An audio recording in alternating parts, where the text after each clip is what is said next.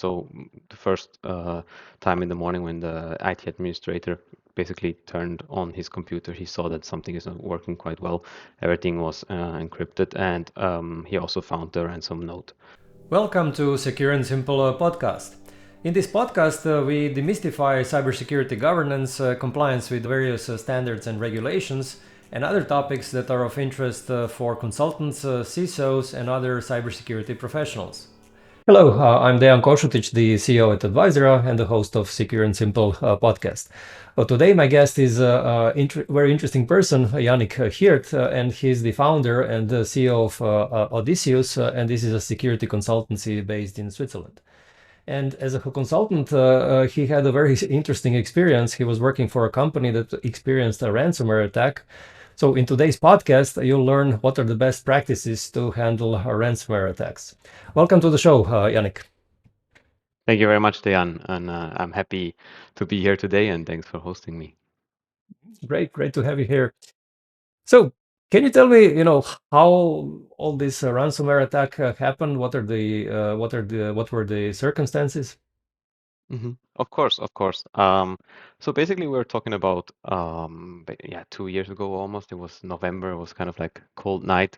Back in the days, then we were actually working with a client, an industrial company, which is producing products for, let's say, departments, for houses. And I can't like go a little bit deeper on that, but it's an international company. So basically, from the infrastructure, also kind of architecture and organizational perspective, they had their head office in Switzerland, but also having other branches in Europe and also in the US as well.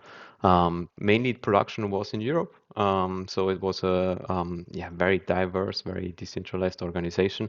But the main IT, let's say group IT, was in Switzerland. And in that time, the company was going through a big transformation, actually, the IT there. And the focus was on doing kind of a cloud transformation. That was also the main purpose why we were there in that time. But the company in that time was also facing the problem of like the cyber risks that they are having, and they were already trying to do a lot of things in that direction. But unfortunately, because the main focus was on the cloud transformation, the things were not as they should have been in that time. And unfortunately, they also got caught basically by a ransomware attack. And what happened was it's not 100% sure yet about like how the attacker entered actually the company, but most probably was a phishing mail, which has been distributed to around, I would say, I think 20% of the company. Very, very sophisticated, very, very, it was very good. Like the attachment was very, very good. And basically, I think one of the IT administrators with privileged rights fell for it. And through that, we assume that, it got, like the attacker got the access. And from there, he basically did lateral movement until he came to like the server infrastructure, and everything was decrypted afterwards, encrypted, sorry. Mm-hmm.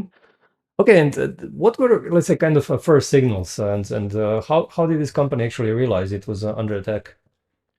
So the first realization came in the morning, so it was kind of like an overnight attack. So the first time in the morning when the IT administrator basically turned on his computer, he saw that something is not working quite well. Everything was encrypted, and he also found the ransom note. So that was basically the first, realization that something happened. Mhm. And then basically, how did the things develop? So what were the kind of, let's say, the timeline on what has happened further? So in the morning, because we were already on site on that time, basically what happened is the IT administrator disconnected the infrastructure, and a war room has been built. So with a lot of people that were basically working for IT or inside of IT, obviously also the CEO and everyone who wanted to know what happened. And in that situation, we had to kind of decide on what we were doing, how we are going to recover from this. I also need to say that like the main let's say program management was obviously also done by the IT director in that time, and we were doing certain parts of the recovery phase where we were managing the streams and different things that I'm coming to back in a few moments for sure. But yeah, and in the first time, I think it was basically day zero or moment zero. We had to decide on what we were doing for the next steps. And what we were deciding on was obviously a big part is the communication. How are we going to communicate that to the company? And also afterwards, how we are going to set up kind of like the recovery management. Hmm. And you mentioned this war room, so I assume that this is, let's say, a meeting or so of the key people that were involved. So, uh, what is, let's say, in this case of this company, which people actually participated, and on the other hand, what do you think should be, let's say, a perfect war room? So, who should on the, let's say, on the perfect side, who should typically participate? Mhm. Actually, the setup was already quite good. So we had obviously the IT director in the war room. We had everyone from infrastructure in the war room, which I mean, there was like one IT administrator, which had a very big oversight about the whole architecture and infrastructure. We had people from the application side, also kind of like the manager in terms of managing the enterprise applications. We also had providers on site. So because we were doing the cloud transformation, we were kind of a mix between different providers in that time, and they were all already on site. So it was easy also to bring on new people in that time, which have like had specific knowledge. And then I mean, we had the SOC, we had the disaster recovery team, very, very fast on site as well in this group. So those are, I think, from the IT perspective, the main people. And another person who was also a key, in my opinion, was communication. Someone from communication who can, yeah, maintain internal and external communication in that time. When you say communication, you mean someone like PR on the business communication side? Exactly, exactly. Hmm. Hmm. Okay, and so what about the rest of the senior management? Did they actually participate in the war room? Not really, I must say. And also that was also a good, yeah, it was also quite good that they didn't kind of try to interact or interrupt the whole operation. We felt a lot of confidence from the C-level as well to make sure that we Mhm. can recover from the ransomware attack. So that was, I think, also a key element of it, that we didn't got disturbed kind of by yeah, share or stakeholders that were not really having any job to do, let's say. Mhm. Yeah. Okay, and in these, let's say, early hours of working on this problem, so what kind of decisions? What were the key decisions that you actually had to make? So in the first place, obviously the setup.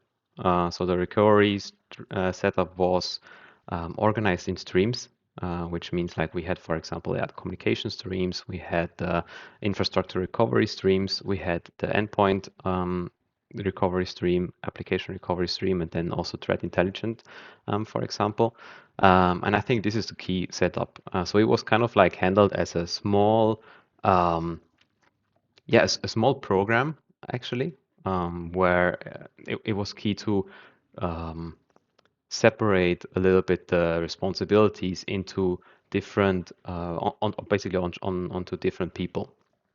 And that was done in the beginning, and afterwards, obviously, we had to decide how we are going to communicate that to the stakeholders internally and externally. So externally was also, for example, the police, if they should be involved, insurance, also government, and that was the key decision in the beginning. Mhm.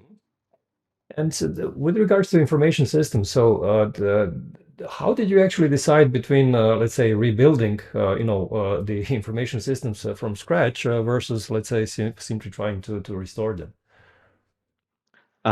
That was actually a key during the kind of decision phase. So we spent, I would say, almost 4 days primarily just to understand how the business works, like the business, Mhm. not the business as usual, but like the business minimal operation. So in that phase, we had to kind of identify the applications and also the infrastructure behind that, which was essential for yeah, the minimal business processes.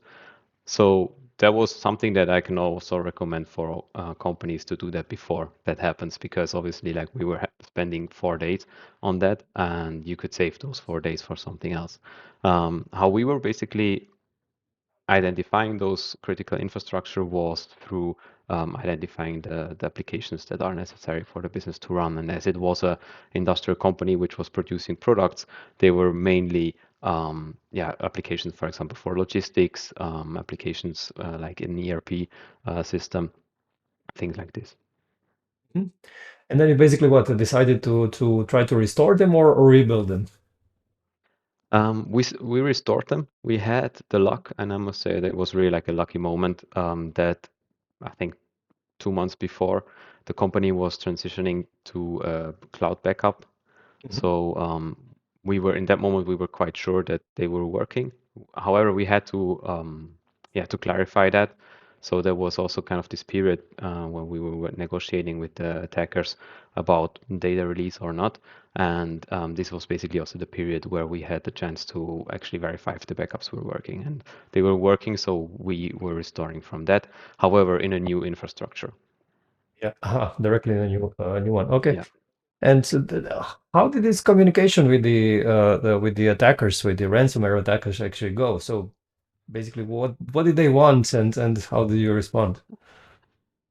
So they were quite aware about how much money they could request because they obviously saw also the financials. It was a public company, so they also knew how Mhm. much revenue they are making.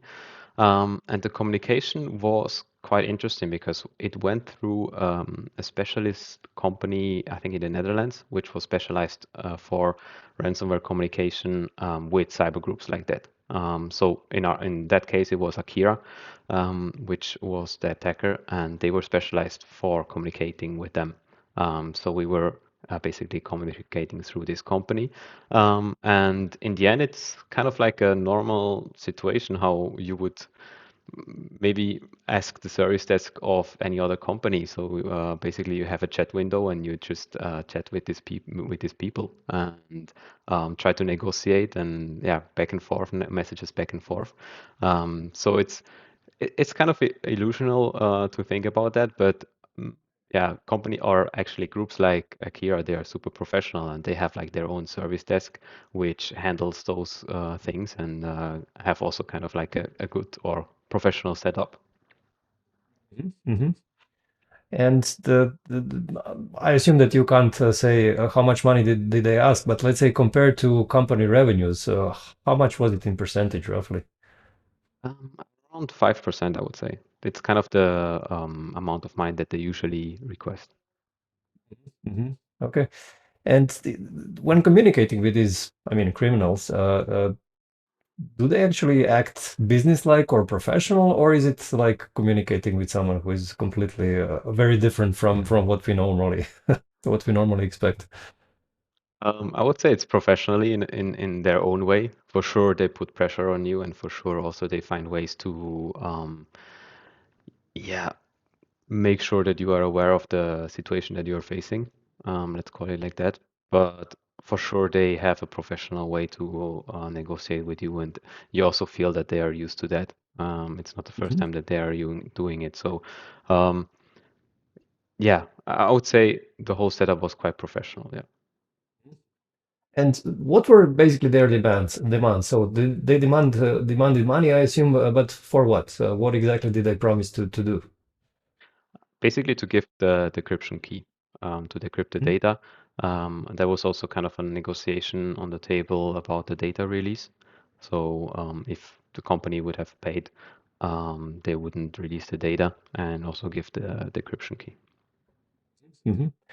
And so what was actually the thinking in the company? I mean, how would you, I mean, how could you actually make sure that if you do pay them, that they simply would, I mean, deliver the key, or on the other hand, that they might really do deliver the key, but on the other hand, put all of this data into public domain. So how do you actually, what was, let's say, the thinking in the company at that time about these risks?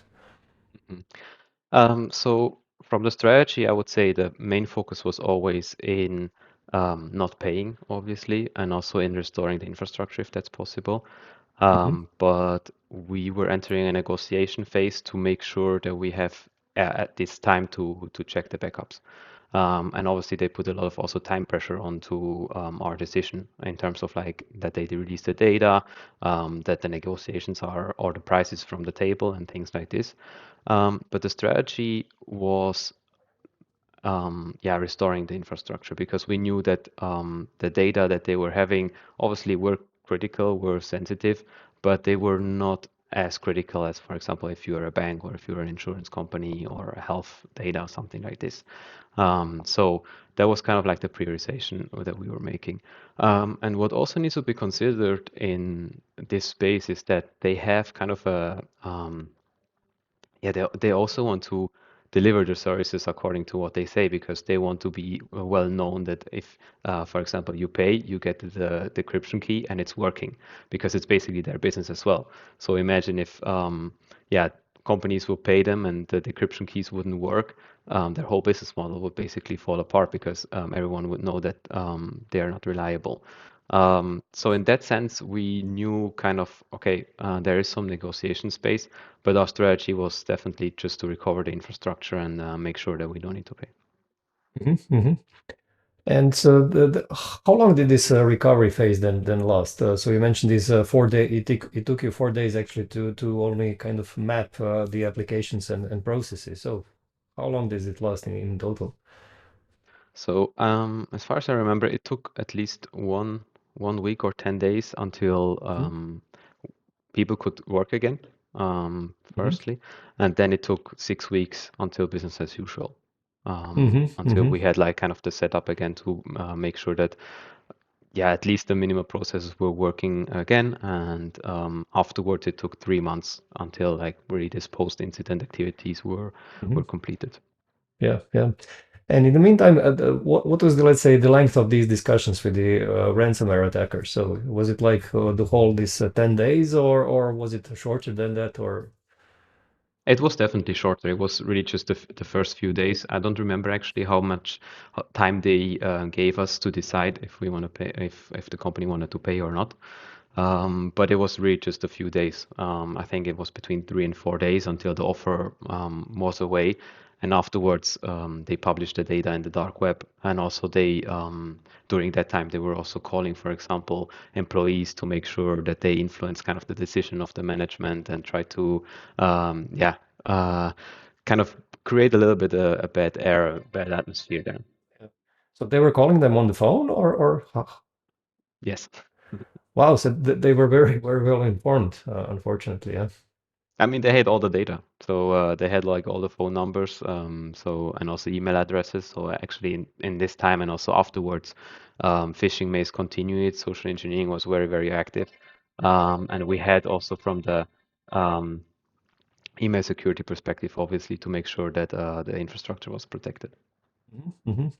Okay, and if I understood well, then you managed to actually restore the data actually without their help. So you didn't, I mean, the company didn't pay, right? Yes, yes, it was Okay, so completely it possible was through the backups. okay, so it was a happy ending, so to say. Yeah, Definitely, okay, for great. sure, for sure. Okay, great. And you mentioned that the communication actually went through this comp through Akira. I think you mentioned, right? Mhm. Okay, and this Akira is a legal company, or is it just a group of I don't know people? No, so Akira was the ransom group or the cyber group which attacked us. The communication went through, and I don't remember unfortunately anymore, the company in the Netherlands, but they are really specialized for communicating with cyber groups, and in that case, Akira. Mm-hmm. Okay, so this Dutch company is a legal business, right? They do actually this for a living, this kind of communication. Okay, okay, Yes, very well. yes. And they would also offer kind of, I mean, yeah, I think it needs to be said that there are companies who are willing to pay. They also take over the transaction. So they make sure, for example, that they convert the money into like the fiat money into Bitcoins or whatever the attacker is going Mhm. to demand. Yeah, yeah, understood. Okay, you mentioned also that you notified police, also government, this kind of thing. So, what was actually their reaction, and did they really help in this situation? Yeah, I must honestly say that they didn't really help. It was rather more work to do afterwards, in terms of like, yeah, what happened, to explain what happened, but they couldn't do anything anyway. So, Mhm. in my honest opinion, I wouldn't recommend. Obviously, you have certain regulations which obviously make sure that you notify the institutions during a certain amount of time. But besides that, you can't expect too much help in that case. Maybe Mhm. it's Mhm. different in other countries, but in that case, yeah, it was like that. Yeah, yeah. Okay, let's go a little bit back to this recovery. So obviously, this was not a small company, right? It was a mid-sized, maybe large company. So they had obviously lots of these systems. So how did you actually make, I mean, decisions on which systems to recover in which sequence? Mhm. So we were doing a kind of a wave planning, a wave roadmap. So we separated and actually all the applications into certain waves, and also from Mhm. there decided which infrastructure is needed to make sure that the applications in this wave run. And I think though based on that we were making the decisions which and how to restore the infrastructure. So the wave planning was really also essential to make sure that we kind of follow a time plan and yeah, also manage basically the recovery itself. Mhm. Mhm. And then let's say these decisions around, let's say these waves were obviously made by the company, but who actually in the company needed to make these decisions? Was this more on the IT side or on the business side? I think it was together with the IT side and also the business side. In the IT team, we had two people or three people which worked since 30 years, 35 years in this company. So they very much understood how the business was operating and how the business processes worked. So from that Mhm. side, we didn't really need it to kind of having the business on site and saying which systems are important for them. The knowledge was really already in IT. Okay, okay, understood. And you mentioned earlier that it took you this a number of days actually to map, the processes and the systems, and that companies should do this upfront, actually, not to do have to do this under such a stress. So, what kind of mapping actually do you think should every company make just to prepare? Mhm. So first of all, it's basically yeah, drafting or drawing the business processes, and from there making kind of a business impact analysis and making sure, okay, the business processes that they are having, which kind of define where the money flows, obviously, and also where the data flows, Mhm. which from those are depending on which systems in the IT, on which assets, and in that manner, you also make sure kind of to understand the connections between different systems and between different assets. And I think that was the Mhm. key. And in our case, it was literally just, yeah, drawing on the walls and making sure that, yeah, basically the whole wall was covered in paper and yeah, with pen and Yeah, wood yeah. color.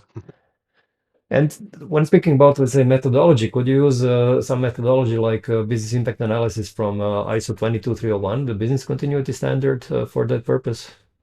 For sure, for sure. I think especially those frameworks kind of give you the knowledge and also the base to draw something like this and start from there. So I always say Hmm.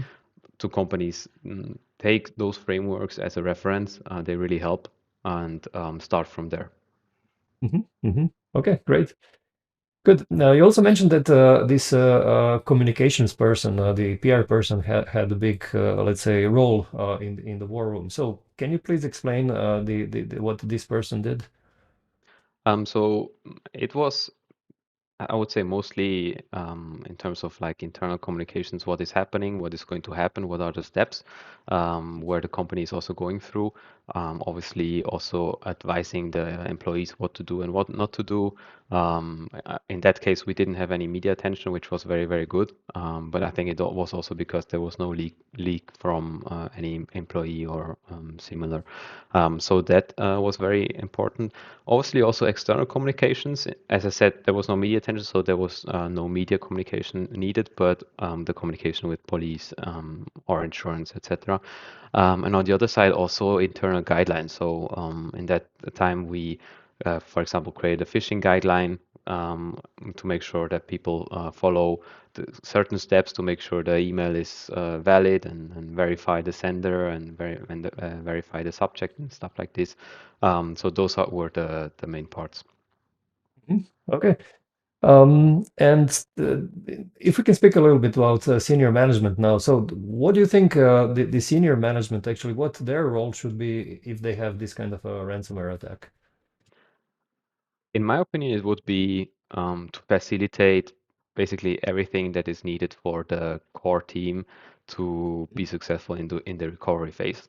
And I think there are certain things that are usually not really considered. So, for example, obviously the core team will work a lot, will do over hours, and their families at home might be affected by this as well. So I think those kind of social factors are very important. And if, senior management, C-level management that is not really directly involved in the whole recovery can make sure that they facilitate the whole environment around that, this helps a lot. So just for example, who takes care of the kids at home for in these families, things like this. Obviously, also nutrition. So maybe it's not the best thing to eat pizza every night for the core team. Maybe something else, coffee and kind of the whole environment. And I think the Yeah, yeah. facilitation of this is very crucial. Hmm. And what kind of decisions the senior management needs to take and how quickly? Um, that's a very good question. So in the big, I mean, I would say the main decisions need to be taken by the IT director or the CIO in a certain in a situation like that, because from skill and expertise level, a CIO can't really decide. So Mhm. obviously he is accountable for the decisions, but I think if there is a high level of trust between the C-level management in these situations, this is very necessary. And which decisions need to be taken, obviously also to onboard providers to spend money on onboarding new people, if that's okay or if that's not okay. Also kind of negotiating with the insurance, what is the budget that they can spend on until a certain level where, let's say in the beginning, no questions are asked. And I think those are the things that really need to be decided in the beginning. So what is kind of the budget that you have for the recovery, and also kind of until where you can go. Hmm. Okay. Since you mentioned insurance company, so did this company have an insurance policy against cyber attacks? Okay. Yes, yes. And what kind of, let's say, how did this communication with the insurance company look like? I mean, what did the insurance company look for in this whole process of resolving the incident?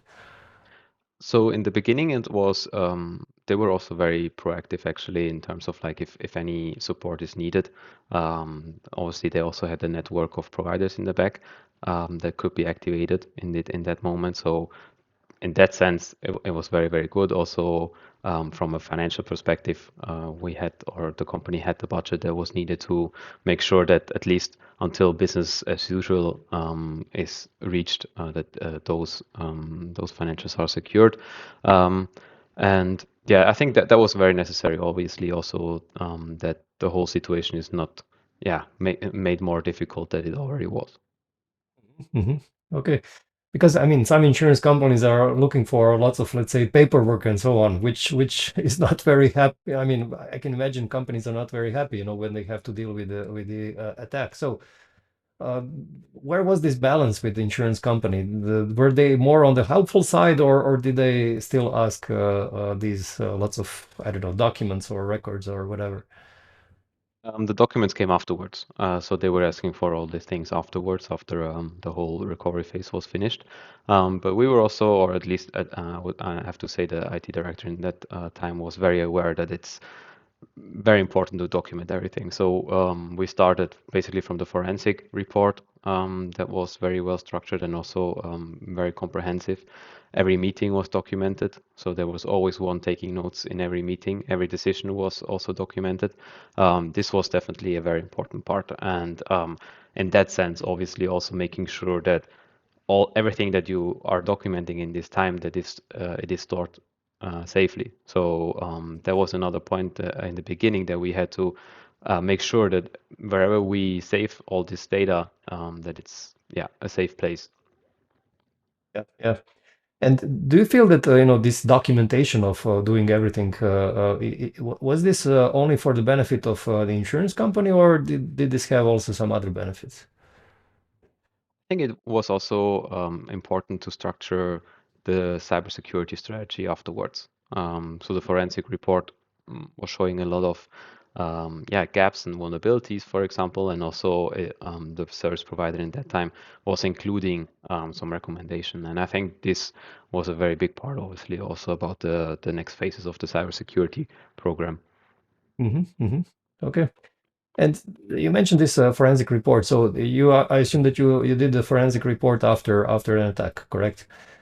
And Yes. how important was this forensic report, and basically what did it tell? What did this report tell you? So from a document perspective, it was very, very important for insurance, for the police, for anyone who had kind of a stake in this process, which was external as well. I would say for the moment that kind of forensic was analyzing how the attacker entered the company, how they did the lateral movement, how the whole process might have been done. I think it was not very how should I say? I mean, for sure it was helpful, but it was also kind of like interrupting the recovery phase because forensics, until they really finish the report, it might take some time. And in our case, it was exactly in the same time that the company was figuring out how the infrastructure and how the systems work together. But assuming that the company already knows this, it might actually slow down the recovery phase because they need to look into the systems and and make sure that they can find everything. So I also say all the time, in case something like this happens, it really makes sense to duplicate, for example, the systems to make sure that one can be provided to the forensics to make sure that they can finish their work, and on the other side, you can already start to recover. And this forensics was done by a government body or by a commercial provider? A commercial provider, Okay. yes. Okay, since you're acting on as a consultant, so what would you say? How can actually what kind of role should consultants actually have with their clients when they're attacked by a ransomware? So I think especially, I mean, the experience that usually consultants have and bring on the table is very necessary and very also important and can help a lot, and also the network behind that. So assuming that you are a small medium enterprise, which maybe like does a good job in terms of security, maybe already has a security operation center on board.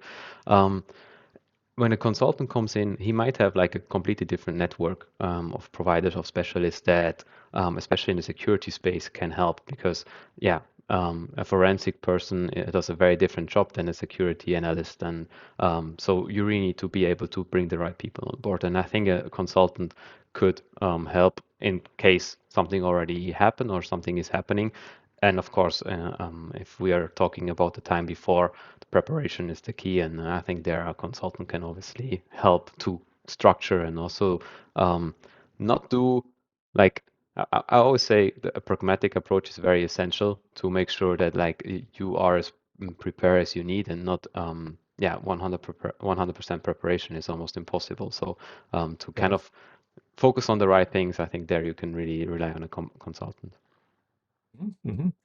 And how can actually consultants, I mean, raise, let's say, their capabilities to help a client? I mean, is there some kind of a special training, let's say, for this kind of a purpose, or I mean, not many consultants have, I would say, the privilege, so to say, to participate in a real attack. That's actually a good question. Obviously, a lot of how to react in these situations is theoretical until you get like the real life experience. But I think I would say if consultants are focusing on frameworks and about kind of like the best practices that we are having in the cybersecurity industry, you can already prepare a lot of things. And I think the gap is really just the social part between that. Kind of like what I was saying. Yeah, you need to take care for the people as well. And on that side, it's very difficult, obviously, to prepare. But I think that there are also some educational courses that consultants could take to kind of like learn the social part of it, because obviously IT always has kind of this dry side, let's say. And I think like the social part might be missed a little bit. So I would say in that side, in that side, consultants could also go to dig a little bit deeper. Hmm. You mentioned this social part. What exactly do you mean? I mean, just people-to-people communication, caring for the people, being empathic. Yeah, it's a very stressful situation, and everyone reacts a little bit different to these situations. If you are an external consultant, obviously I mean, you are in the same boat, but you don't have like the same risk, obviously, that is Hmm. happening. So you have some distance, and you can also might take this distance as opportunity to spread a little bit of calmness, to spread a little bit of safety, because I think this is very necessary in this moment, that people stay calm, that they take calm decisions, and this is very essential also on the social side. So, what were kind of the main lessons learned, from this experience that you had? So I would say obviously preparation is a very big part, but I also don't want to kind of over complicate that. I think what is really necessary is definitely make sure that your backups are working, and that's always, I mean, we say it over and over again, but it's just essentially true. Make sure that detection is working. In that case, it was actually because the company was having their server infrastructure outsourced. Um, the monitoring system of the provider was already notifying and having alarms that something is happening, but no one was really notified, or like kind of there was also no SLA in place or service agreement that these kind of alarms need to be raised and things like this. So make sure if you outsource your infrastructure, or if you have your core systems outsourced, make sure that the service provider has some SLAs and also some responsibilities to make sure that to notify you in case something happen. But obviously, first you need to have the detection in place, that you even realize that something is not working quite well. And then on the other side, it's what we are always saying. I mean, if you have privileged accounts with privileged rights, make sure that they are saved. Make sure that they are somehow, obviously, MFA, phishing resistant MFA, things like this, also just-in-time access. There are many ways to secure those accounts and make sure that they are secure and protected. Hmm. Okay, so these are obviously, let's say, technical preparations that need to be done, and what about these, let's say, more organizational business side of what companies should do? Mhm. In that case, I would say identify the important people. Make sure that you already know which people bring the right knowledge to the place in case something happens. Also, make sure that you already know providers who might provide services in that situations. In some cases, maybe it makes sense to already have a contract in place with some retainer hours, for example, that you can just take in case something comes up. And what I would also say, obviously, responsibilities that need to be defined. Who is taking decisions in that case? Who is taking notes? That's a very important part.